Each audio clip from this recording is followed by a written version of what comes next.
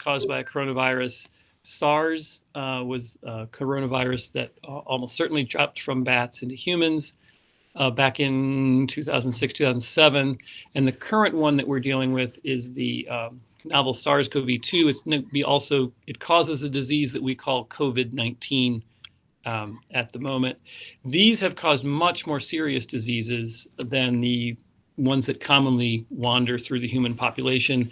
And all three of these seem to have jumped from an animal host, which is one of the reasons we're taking this one as seriously as we are, because we've seen other viruses in the past that have jumped from animal hosts and caused very serious diseases. So if we can go one more slide. There we go. Okay. This is a cartoon of a bacterial cell, which, right, is a fundamentally different kind of organism. And a lot of people sort of blur bacteria and viruses together because you can get infections with either one of those things. An important difference is that bacteria are cellular organisms. They can grow, most of them, on their own without being in your lungs, for example. They also, because they are cellular organisms that are different than our cells, we have a number of antibiotics that will treat bacterial infections because we can look at ways that that cell is different than our own cell. But antibiotics don't work on viruses because viruses are not bacteria, right? So if you're dealing with a viral infection, antibiotics are not a treatment option, right? There are some antivirals. We don't yet know if any of them are effective on this particular coronavirus. There's some in trials right now, but the data is not out on those. That's sort of the basics of what a virus is, why this particular virus is something that we need to take seriously. And I think next up is Adam going to talk about some of the details of the spreading. Yes. So I think one of the first questions I get asked by people is, where did this thing even come from? And as David mentioned, it originates in animals, actually. So a number of our viruses, a number of our really nasty diseases start off in an animal reservoir and then make the jump into humans. And we call those zoonotic diseases or zoonoses. So they're diseases that sort of bounce around in an animal, and then something allows them to spill over into humans. In the case of the COVID-19, this started in bats. Bats harbor a number of viruses. They actually have really, really good immune systems, to the point where the viruses are constantly evolving, constantly changing in order to stay and at least somewhat infect the bats without the bat's immune system wiping them out. So as a result, a number of viruses have spilled over into humans from bats and caused some really pretty awful diseases. So these viruses become more and more virulent in the bat. And then when given the opportunity, they go to another host. In the case of COVID-19, the current thought is that it was a pangolin or a scaly anteater. And then while in the scaly anteater, it picked up the right antigens that allowed it to then jump into humans and infect humans. So now we have this really quite virulent virus that is now in humans, which it hasn't ever historically been. So we made a jump from bats, pangolins, and then finally into humans. And so where this originated was in China, and I'm sure everybody's seen in the news, where the outbreak has been of huge focus. In that particular area, there's a large number of seafood and live animal markets. So it's likely that bats were brought in either to be used as food or for pet trade or something like that, interacted or were very close to a pangolin, allowing them to shed the virus and be picked up, that bounced around in among the pangolins before then being in close proximity to humans and transmitting to humans. So since then, it has gotten into the United States, and I'm going to give a caveat that David and I especially are covering the science of things. We're distilling what's out there, but because this is an ongoing pandemic, because things are constantly changing, the numbers, the facts I give you will be accurate to some extent, but may have changed very quickly. So for instance, the numbers on the screen right now are accurate as of 4 p.m. yesterday, and I think they're even higher now. So the CDC reported about 938 cases in the United States, and we expect those numbers to continue to go up as we survey and continue to look and test. I believe that represents 38 states and one district, the District of Columbia. But like I said, we expect that to increase. Most of those cases are travel related, so people moving around either internationally or through an area where others are infected. 75 are documented as close contact, and then about 771, they're still trying to determine where that came from. So there's still a lot of research, a lot that needs to be figured out. And from that, there have been about 29 deaths so far due to COVID. Again, just kind of telling you these are sort of oldish numbers. We'll constantly get newer and newer facts, but the demographics for this disease is largely affecting the elderly. So a study published about a month ago now, or just shy of a month ago, is based on data from China from the initial outbreak, and it's seeming that most of the folks that are affected by this, that are dying from it, I should say, are in the elderly class, 60 years and older. So far, there have not been any deaths or under the age of 9, and very few in sort of the teen to middle-aged range. A lot of these deaths are associated with secondary health conditions, things like chronic respiratory illness.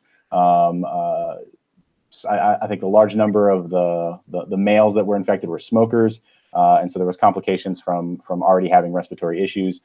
So that seems to be the demographic. The young, there is not confirmed yet, but are likely to carry the disease, either have very minimal symptoms, and we're still waiting to see if they are actively spreading. But for sure they will be minimally affected by the symptoms and less likely to die, but probably likely to spread the disease far and wide. And so what we're concerned with, and this will lead into Crystal's stuff, is trying to minimize the number of cases. So everything that we're doing, this whole online learning thing that we're shifting to, telling people to self-quarantine, the idea is to minimize these number of cases, reduce the burden on the healthcare system. So we're going to see cases continue to go up and up and up. We've seen a number of cases in other countries almost in an exponential rate of increase. And so if we don't take any protective measures, we're going to far exceed the capacity of our healthcare system. And so what that means is that when people really need help, in addition to COVID-19, when they get hit by cars or they get other illnesses or they're getting cancer treatments or any other things, supplies are going to be limited, beds are going to be limited, and we don't want to overburden our healthcare system because there'll be more deaths, not just due to the virus, but then due to just unable to get sufficient health care. So with these protective measures, with doing all the things that people have been saying to do, hopefully we'll reduce the number of cases and at the very least reduce the burden on the healthcare system so that we have fewer unnecessary deaths and unnecessary complications. And Adam's absolutely right. And it's not only the healthcare system, but also our critical infrastructure. So you think about police, fire, EMS. And so absolutely, we are doing these, what we call community mitigation strategies, so that we can protect our infrastructure. So I'm going to talk a little bit about the transmission and incubation period. Anything that I do report or recommend does come from the Centers for Disease Control, or it comes from the Wisconsin Division of Public Health, and they are in alignment. So, so the transmission of COVID-19, it's thought to be spread person to person.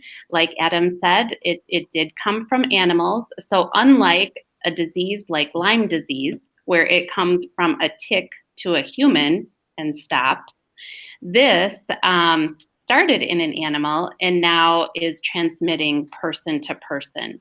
So it's thought at this time that close contact within 6 feet of a person who is infected would put you at high risk to become ill, and it is transferred through respiratory droplets from the information that they have at this time. So that means when a person coughs or sneezes, if you're within 6 feet, then you have an increased risk to become ill. The incubation period, which means when the virus is in your body, this is how long it stays there until you maybe become symptomatic. So 2 to 14 days. And again, more research is needing to be done to get this better defined, but this is based on the other coronaviruses that have been circulating. And so this is their best estimate at this time. So again, you know, the CDC is still learning how this is being spread, and this is what we know right now. Next slide. So we talked a little bit about the importance of community mitigation strategies. And community mitigation is really just a set of social distancing actions that individuals and communities can take to help slow the spread in an effort to protect, again, the most vulnerable populations. Adam talked about the elderly. We also have to think about you know, the younger population who do have, like Adam said, you know, heart disease, diabetes, asthma, chronic conditions. So these strategies also assist to, of course, like he said, not overwhelm our healthcare system and our critical infrastructure. These community mitigation strategies can be proactive and reactive, and they should be done in both of those phases. So right now we're in the proactive phase. In Wisconsin, we are seeing cases, yes, but we don't see widespread community transmission at this time. And so now is the time to implement things like this. You've seen a lot of closures through the news, but also you will see more. And so it's also important that we maintain these community mitigation strategies even after we see that widespread activity. So social distancing, this could include, of course, managing and controlling large gatherings. You're seeing like the NCAA cancellations, the NBA, some really big things organizations are taking this very seriously. Of course, limit travel to areas where widespread transmission is occurring. And this pandemic we talked about is really happening at a really unfortunate time. It is during spring break, and we know that families and college students have plans for spring break. And so it's a really tough time to have to limit travel. And so that's why those messages are going out to the campus, just being mindful and being cautious and being aware. This distance or e-learning, we're going to see more schools turning to this. Again, any place where people are congregating, cruise ships, we're seeing the State Department, saying don't go on cruises at this time, because a lot of people are congregating in very close quarters. So you think about residential, living here, communal living, nursing homes, things like that. We have to be very careful about. So that's on a community level, but then there are some individual personal actions that we can take, again, both proactively and reactively. So number one, be informed and get your information from credible sites. So the Centers for Disease Control, the World Health Organization, your state health department or local health department. These are the places where you want to be getting this information. I will say Johns Hopkins University is doing an amazing job. They have a wonderful dashboard for case counts. And so that also is a very credible source. Practice personal protective measures. So this sounds so simple, but truly washing your hands. And we talked about washing your hands with soap and water and the effectiveness of hand sanitizer if soap and water is not available. So washing your hands is so important. And, don't touch your face. And I know you've heard this message too. It's so hard to do. I think we don't even realize how often we touch our face. So just being really mindful of that. Cover your cough. Stay home if you're sick. That is so important. And it really is against our culture, especially in the Midwest. We are workers, right? And we tough through so many different things, and it's just really important for the health of not only you individually if you're ill, but the health of our community to really practice staying home when you're sick. The other thing that's very important is cleaning surfaces. So making sure our housekeeping does a great job here on campus, but also just taking that personal responsibility to wipe down your cell phone, your desk phone, and any tabletops, door handles, things like that. And the CDC has a listing of appropriate cleaning products to kill this virus right on their website.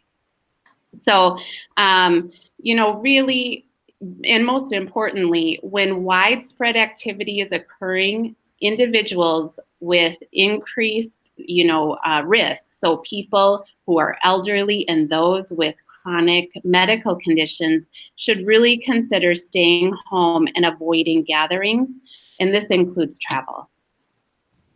Next slide. So what to do if you're sick? Again, stay home except to get medical care. Avoid public areas. Don't go to work, school. Avoid public transportation because, again, you're congregating with many other people and you for sure are within 6 feet of those other people when you're on public transportation. Call your doctor. If you think you've been exposed to COVID-19 and you develop a fever and cough or difficulty breathing, those are the main symptoms of COVID-19. Be sure you call your doctor. Separate yourself from other people and animals in your home. And right now, the CDC doesn't know if animals can get sick. And so they want to just take that extra precaution because the last thing we want, right, Dr. Brandt, the last thing we want is this to mutate again. And and so they are just practicing extra caution. So if you are sick with COVID-19, stay away from people and pets. Wear a face mask if you are sick. Now, I just want to say, because we have been getting questions at health services, healthy people do not need face masks. So really, we have a supply chain issue right now with our face masks, and we really need to reserve those face masks for people who are ill and actively coughing. And the tricky part right now is that we are still in peak influenza season. And so we have people coughing. It might not be COVID-19. We are still seeing positive influenza cases coming through health services. So again, I just want to emphasize to call ahead before visiting your doctor or your clinic, because they need to take extra precautions to make sure that other people are protected to receive you. Next. So if you have questions, of course, we're going to open this up for questions tonight, but we also have contact information and resources on campus. Of course, any of our emails that the college sends out are archived on the health website, so you can see all of the correspondence that is sent out to the campus community, as well as links to the travel advisory with the CDC, as well as our state Division of Public Health, and the domestic case counts on the CDC. So if you're continuing to travel and you are being mindful of your location, you want to look up your flight plan or where you're going and seeing what those case counts are, those links are quickly accessed just on snc.edu/health. So healthcare or public health related questions, you can email the general health email. Student affairs related questions, whether it be housing or anything else, that can go to a central line in the Vice President of Mission and Student Affairs office, and Julie Massey and or Peggy Shalou will go ahead and get those out to the appropriate people. And then, of course, for our staff and faculty, the human resource related questions would be directed to the hr@snc.edu. Okay. Thank you, Crystal. So now we'd like to open it up so that folks can ask questions. And if you haven't already, at the top of your screen, you'll see a thing that says slides.app.google MQ5AT. That is where you can write in your questions. It is case sensitive, I believe. So if you're having trouble, make sure you do have the uppercase and lowercase correctly. And then Dr. Dave Bailey, our Dean of Natural Sciences, is going to sort of moderate that. He's going to read off the questions for us, and then Crystal, David, or I will field them and answer them. So please type in your questions. Keep in mind that we can't answer things about campus policy, or I think I looked real quick and everybody's asking about their refunds and this and that. I don't know. We don't know. That's not our role. Our job here, our goal here today is to communicate the science. So if you want to know something about COVID-19, how it spreads, something we didn't cover, risk factors, anything along those lines, that's what we're here. We're distilling the science for you to give you accurate information about the disease itself. All right, a couple folks asked a question, first off, about whether this is being recorded and if it'll be available to anyone who didn't see it live. I'll take that. I hope so. The record button was hit. It seems to be recording. And yes, the plan is hopefully to make this available to folks that weren't able to log in and see this today. So if my tech skills have worked properly and I didn't screw something up along the way, then yes, it will be available later. All right, so the first question, does Lysol and other sort of disinfectant wipes, for example, or sprays, do those kill the virus? I'll take that one.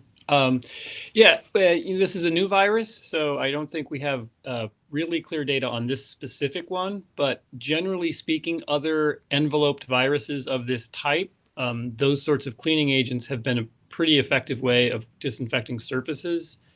Adam, I think you had some numbers on how long it lasts on surfaces. These are really, really preliminary because the paper hasn't even been reviewed yet, but they should work.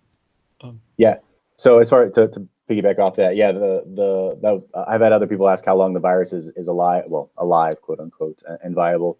The paper that just came out, I'm talking like it's not even through the peer review process. It's not technically published. Folks are trying to get out science as fast as they can. So hopefully this is as accurate as it can be, but they're saying about 4 hours, the virus will stay viable on copper, 24 hours on cardboard and paper, and about 2 to 3 days, it could be viable on plastics and stainless steel. So if not treated with some sort of Lysol or bleach or alcohol type cleaner, that's what they expect that it'll stay infectious for. And the CDC, again, does have the list of disinfectants right on their website. And so you can access that list at the CDC. All right, so speaking of potentially killing or making the virus not stable, there are a number of antiviral medications. Just very generally, how do they work? And if we have an antiviral medication for one particular virus, why is it not working for coronavirus? That looks like mine. Yeah, so there are a number of mechanisms for antivirals. An awful lot of them deal with the polymerase that the virus brings with it, the way it replicates its genome. This is, for those of you who are microbiologists, a single-stranded RNA genome. We have antivirals that work on a number of the polymerases in this class. I know of at least one that's being kind of running through an emergency trial right now to see if it functions on this particular virus. I guess the trick is with, especially with viruses, every enzyme, enzymes fit their substrate with like very, very tight. And so sometimes an antiviral that works well on one particular virus isn't going to work very well on a virus, even though it is in the same family, just because of details of how that particular enzyme functions. So what is the outlook for pregnant women who have this virus? I wish I will. There was just somebody that was looking at that. It was just a study, and I think it's inconclusive if the mother can pass it on to the offspring, the unborn child. It's too early, I think, unless you know something, Dave. No, I haven't seen anything about that. I know that the last virus that we spent a lot of time, like in microclass, we talk about whatever virus is in the news, was Zika virus, and that there were some very serious effects on embryos in the first trimester, and it's a very different kind of virus. So I don't know of any reason that this would be particularly dangerous to pregnant women, other than, the immune system is a little, I won't say suppressed, but it behaves a little bit differently during pregnancy. So it's definitely something you would want to keep track of, but this is a very different kind of virus than Zika virus that we dealt with a couple years ago. So I don't know of any reason to be particularly concerned about that. There may be one, but I don't think we've seen anything yet. Crystal, have you seen anything? Yeah, the only thing that I do know is that the Centers for Disease Control does have a section on their website that does speak to pregnant women and precautions. So I would suggest that you click that link and read through what it has to say. I haven't read through that section yet, but I know it's there. So what about the weather? How does the weather potentially play into the spread of the virus? Do we hope for warmer weather, colder weather? Does it not matter? How might that affect it? Yep. I could say it from an epidemiological standpoint. Go ahead, Adam. You take a shot. Yeah, so it's going to both, I think, in some cases help, in some cases hurt, right? Like, so Crystal was talking about spring break and travel. That's, warm weather, people wanting to get outside and go places. So that's going to increase spread as people want to move to new places. With other viruses and other diseases, cold weather also exacerbates because everybody goes inside during, and they're in close quarters because they're inside when it's snowy. And so you're in your classrooms, in your workplaces. And so a lot of diseases spread more rapidly there. So I don't know that the weather itself is going to increase or decrease significantly. I think there's a number of other social factors, people moving around for all sorts of reasons, that are going to continue to spread it. So yeah, the weather itself, I don't think is going to do anything specific. Yeah, and I just was literally, before we started this, I was scrounging around looking for, has anyone actually done any measurements yet? And on this particular virus, it's too new. There's not a study out on how it manages in heat and humidity and cold and dry. We do know that influenza lives a little bit longer in certain kinds of environments, and it's a little more complicated than just whether it's warm or cold, but it has to do with humidity as well. And influenza, which we deal with every year, has a fairly predictable dip in the late spring, early summer. We get a lot fewer cases, and I'm sure Crystal could verify that. At this point, we really just don't know. The only really bad coronaviruses that we've seen, the SARS outbreak, it did decrease when summer came, but that was also because of a very aggressive public health campaign in the cities that were affected. So I literally about an hour ago looked at a number of epidemiologists saying that we have no reason to believe that the warmer weather is going to make the transmission slower.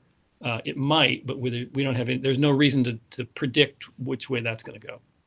And I'll just say, correct me if I'm wrong, but I do believe that Australia is in their summer months right now, and they are seeing cases right. In Australia. So. Right.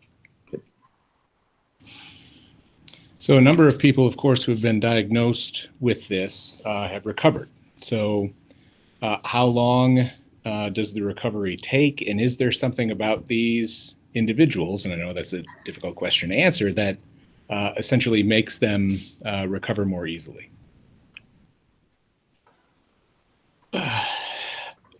Short answer is don't know. I might jump in if anybody has a real real firm answer on this.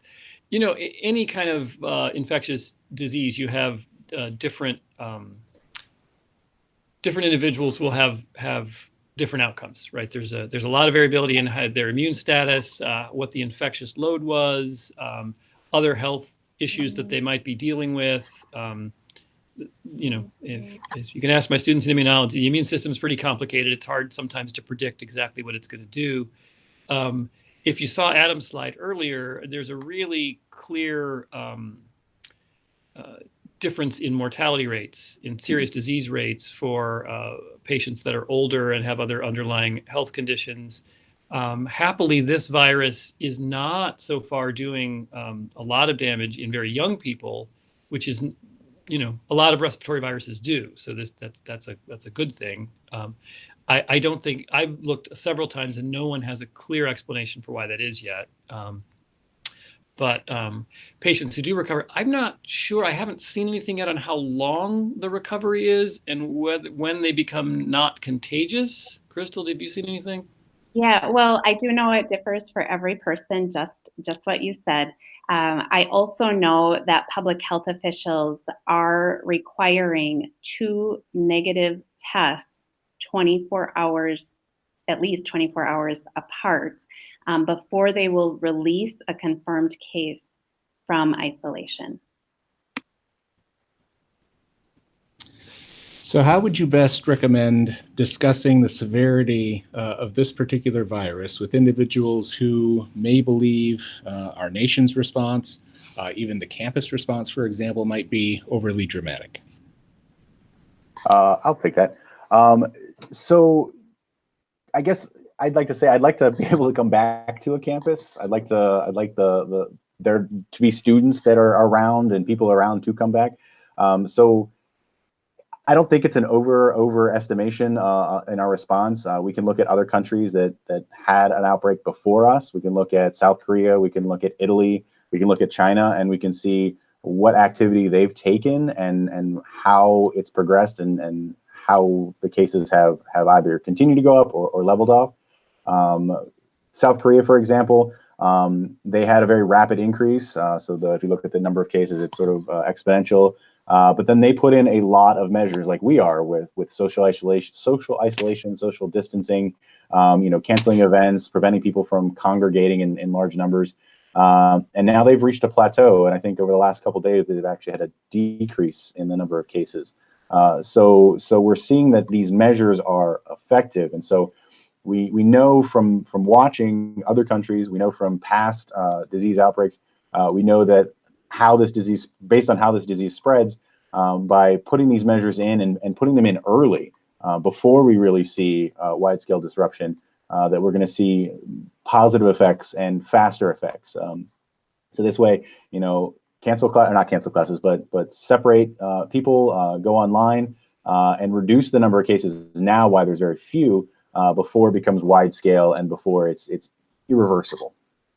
And I would just add, as a healthcare provider, not currently working in a hospital system, however, I mean, having to decide when the hospital system is at max capacity and they're using all of their equipment, having to make that decision on who is going to get the last ventilator, I just cannot imagine making that decision. And again, it's not going to be that healthy, 20-year-old. It's most likely going to be, a grandma or a grandpa. So we really have to remember that, that we have to protect our families. And I'll just add in there, right? It's important to emphasize that you're protecting other people in your community by taking these measures, even if they're inconvenient or difficult for you. And also, as something that's developing this fast, if we can stretch those cases out, I always use the analogy like you wouldn't do as well on your exams if we gave all 5 of them on the same day, right? If we can spread it out a little bit, our healthcare system's better equipped to handle it.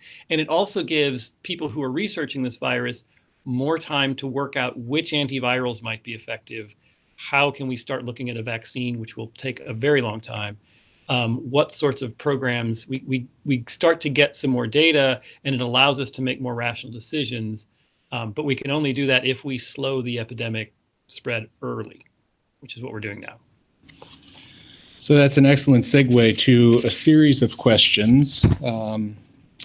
Should we stay home and not go on spring break? Should I get on an airplane?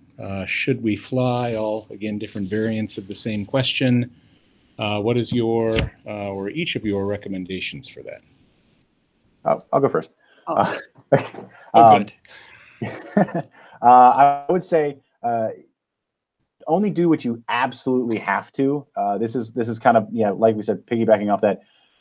It's a mild inconvenience now to not travel, to stay home, to avoid large events for the benefit of not just yourself, but to others that are immune compromised, that have cancer, that have immune disorders, and don't have the ability to fight off infections, let alone a coronavirus, on their own. And so if you can limit your airplane travel, going through places, and just stay local as best you can, as reasonably as you can, it will have a greater effect for the rest of us. And I would just add, if you do end up traveling, just be prepared to isolate if you do travel to an area that has widespread transmission, and isolate for 14 days. So exercise caution if you do continue with your travel plans, and then just know that there may be that what would you call it, opportunity to stay home for 14 days and be on isolation. Yeah, and I guess I would just add, I generally agree with those other statements that this is developing real time. I mean, usually with a lot of viruses, we have a lot more data on and can make more specific recommendations. But there's this, as far as we know, was not in the human population until a couple of months ago. I mean, probably in small doses. So the number of things that we don't know is, I think, one of the reasons that we're being as cautious as we are as a medical community. And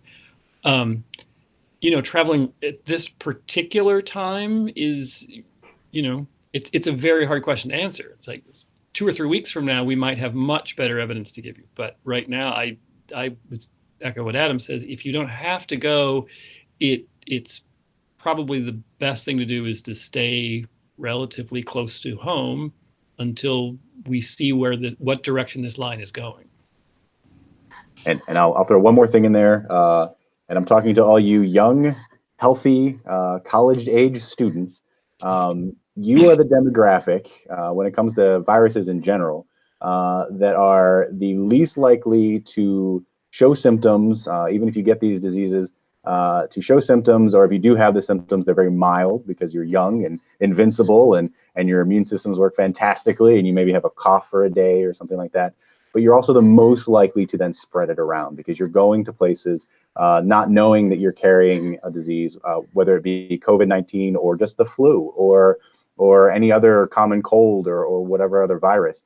And you're going to go to places, you're going to ride a bus, you're going to go on an airplane on spring break, you're going to go visit your grandmother in the nursing home, and you're going to bring those diseases to them and to places where they wouldn't get to unless you're the one moving them around. So while you're the least likely to die from COVID-19, you may be the vector that's going to spread it around the most. So be mindful of that and be aware of that when you make your decisions to travel, and whether you self-quarantine or not, and you're that risk factor. I just want to emphasize that you are that risk factor. So there's been the swine flu, H1N1, SARS, Zika, Ebola, a lot of global health threats since the 1960s. Touched on this a bit before, but how is this different? I guess I don't know, Adam, you'll probably, I think you have the same numbers that I do. I Yeah. think one of the things about this virus that is disturbing a lot of public health officials, we talk about R naught, like how easy it transmits, right? And there's some really delightful math you can go through about how many cases an individual who's infected is going to produce, right? So if I get the virus and right as I go through my disease, if I infect two people, right, then we have an R naught of 2 is what we call that. And this virus, if that number is above 1, epidemics tend to be self-sustaining, right? So influenza is an example of that. So this virus seems to transmit pretty easily compared to things like MERS and SARS. It also has a mortality rate that's higher than, say, influenza, which is like 0.01. We don't have a lot of people get influenza. The mortality rate is fairly low. Most of them recover. This mortality rate is higher, and there's been a long-running concern in the public health community that we're going to hit a virus that's kind of in the sweet spot that transmits fairly easily, has a reasonably high mortality rate, so it doesn't burn itself out too quickly in a population, but is going to be causing a lot of disease. And the early numbers make this look like it at least has the potential to be a virus of that sort. So I think it's the combination of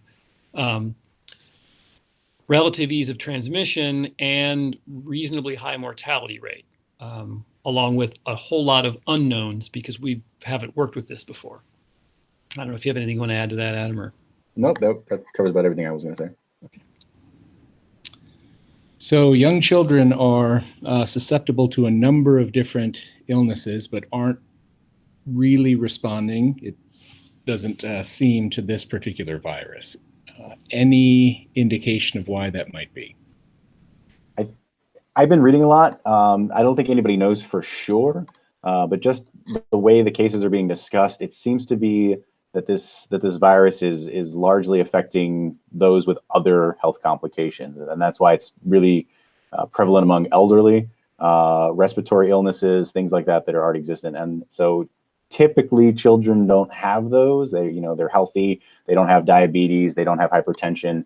A number of the cases that they're studying seem to be linked with other things, and so I don't know that they know for sure that that's the reason, but I hear a lot that is suspected something to do with it. What is it going to take for you think an area to be quarantined, like we're seeing in Italy, for example? There's an area near New York City, New Rochelle, that was quarantined. What ultimately needs to happen for a quarantine like that to occur?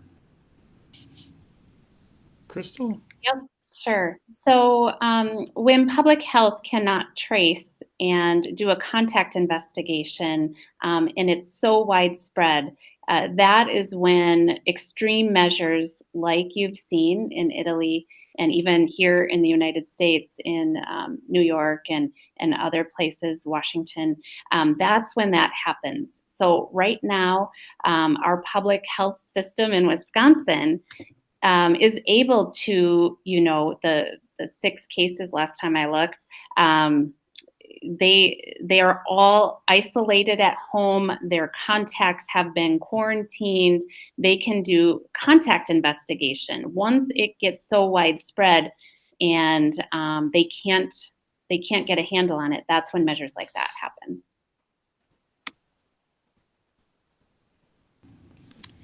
So what do you think the pattern is going to look like, given, of course, some differences in population density here versus areas in China, for example? How long is it going to take for that virus to level out, or at least the infection rate to level out? Okay.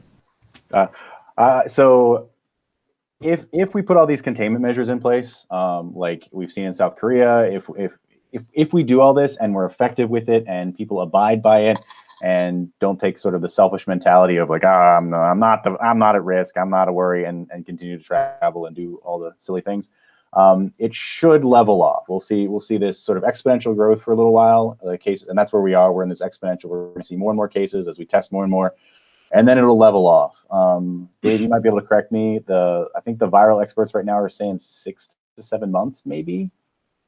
Yeah, I've seen estimates all over the place because right now the line is going up, and I wanted to I mentioned in class today that we've been a little slow getting the tests out. We weren't as prepared for this as we would have liked to been. So a lot of testing of potential patients is going on right now and will be over the next probably 2 weeks or so. So it's likely that the number of cases is going to go up very quickly. It's not certain, right? Because we don't really know. It doesn't necessarily mean the infection rate is much higher. There's almost certainly people that are infected right now that we don't know about because we haven't had the ability to test as many as we wanted to. So yeah, I expect it to continue if we follow the sort of kinetics that we've seen in China and Korea, and we're probably closer to the Italian model based on our response. It will, I would guess, and that's just a guess because we really don't know, that it will continue to increase for a few weeks at least before we start to see that curve start dipping over and flattening out. But I've seen estimates ranging from a couple of weeks to 6 months. So I really no idea. That's again, that's one of the problems where it's a new virus, so we don't know what it's going to do. We can look at China, we can look at Italy, we can look at South Korea and make some guesses, but that's what they are. We're sort of making estimates based on lines that we've seen in other countries. And none of those are really tipping over down yet. Korea's just starting to, but that could go back up with an outbreak somewhere very quickly.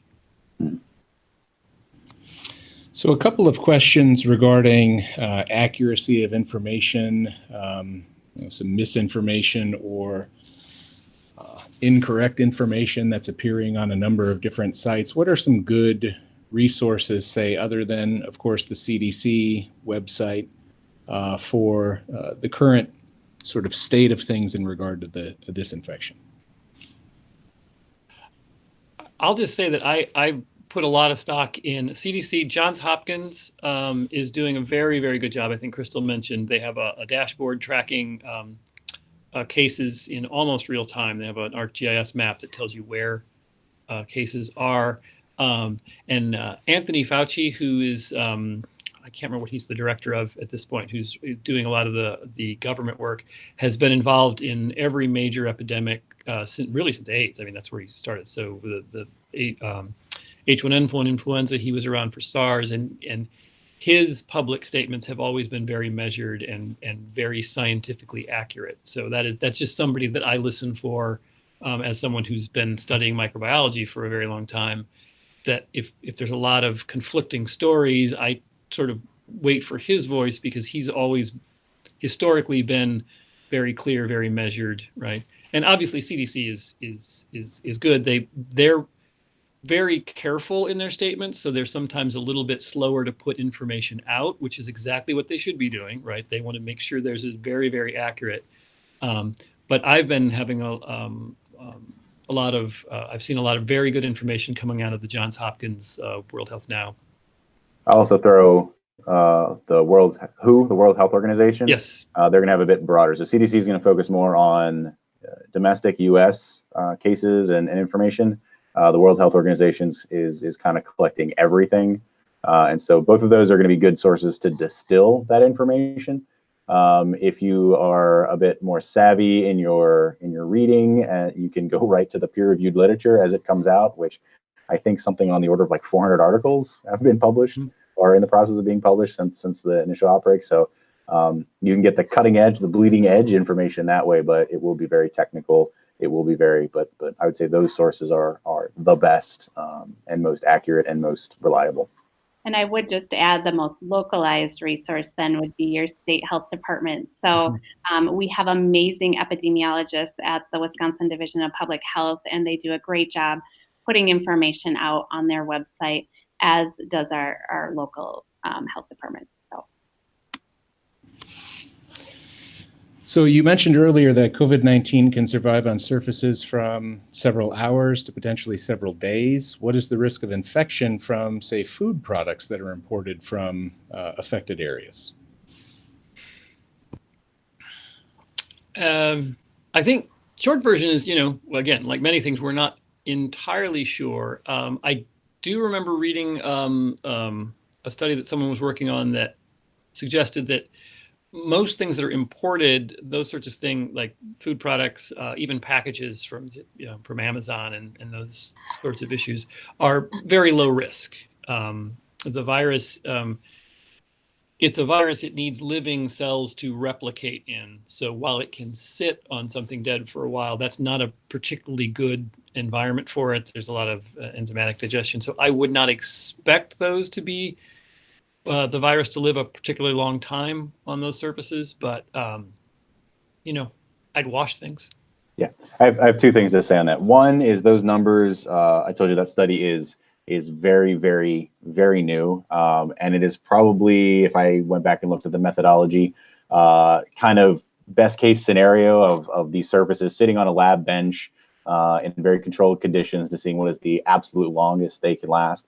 When you start factoring things like humidity and sunlight, and it may not be as long. But I also say, and I was telling my students this the other day in class, you just can't avoid pathogens in general. So trying to avoid where they might come from is probably unrealistic. It's going to be important to do things like washing your hands, not